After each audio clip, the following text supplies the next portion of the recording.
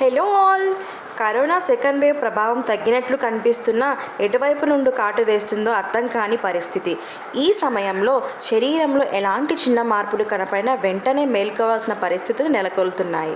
సాధారణంగా వర్షాకాలం, శీతాకాలంలో గొంతు ఇన్ఫెక్షన్లను సాధారణంగా వస్తూనే ఉంటాయి. మన ఇంట్లో ఉండే పదార్థాలతోనే వాటిని ఎలా తగ్గించుకోవచ్చో తెలుసుకుందాం. వాతావరణ మార్పుల వల్ల వచ్చే జలుబు, దగ్గు ముందు గొంతులో మంట నుంచే స్టార్ట్ అవుతుందండి.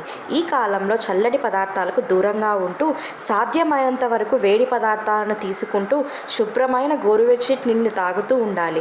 ఉప్పు యాంటీసెప్టిక్గా పనిచేస్తుంది. ఇది ఇన్ఫెక్షన్ని కూడా తగ్గిస్తుంది.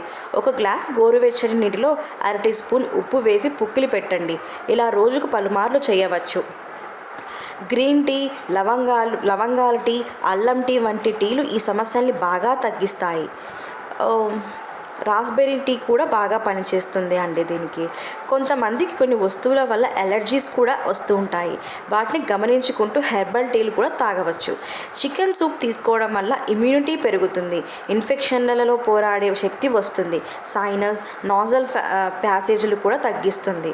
అయితే ఇందుకు ఇంట్లో చేసిన చికెన్ సూప్ మాత్రమే వాడాలి. తేనెలో యాంటీ ఆక్సిడెంట్లు, యాంటీ మైక్రోబియన్లు కూడా ఉంటాయి. రాత్రి దీని నిద్రకి ముందు 1/2 టీ స్పూన్ తేనె తీసుకుంటూ ఉండాలి. అయితే ఈ సంవత్సరంలో పిల్లలకి మాత్రమే తీసుకోవాలండి. యాపిల్ సైడర్స్ వెనిగర్ గార్గిలింగ్ చేయవచ్చు. యాపిల్ సిడార్ వెనిగర్ని ఎప్పుడు వాడినా డైల్యూట్ చేసి మాత్రమే తీసుకోవాలి అండి. వేడిని యూకలిప్టస్ ఆయిల్ కొన్ని చుక్కలు వేసి ఆవిరి పట్టుకుంటూ ఉండాలండి. యూకలిప్టస్ ఎసెన్షియల్ని ఆయిల్ కలపవచ్చు. ఏ ఎసెన్షియల్ ఆయిల్స్ని డైల్యూటెడ్ ఫార్ములాలో మాత్రమే వాడాలి.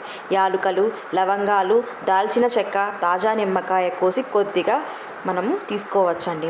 వేడి నీటిలో కాసేపు ఉంచి ఆ నీటిని తాగేయండి. గోరువెచ్చని నీటిలో మెత్తని క్లాత్ పిండేయండి. ఆ క్లాత్ని మెడ మీద కొన్ని నిమిషాల పాటు ఉంచుకోండి. ఇంకా ఇలాంటివి కొన్ని టిప్స్ని పాటిస్తూ డాక్టర్ని సంప్రదించండి. Thank you.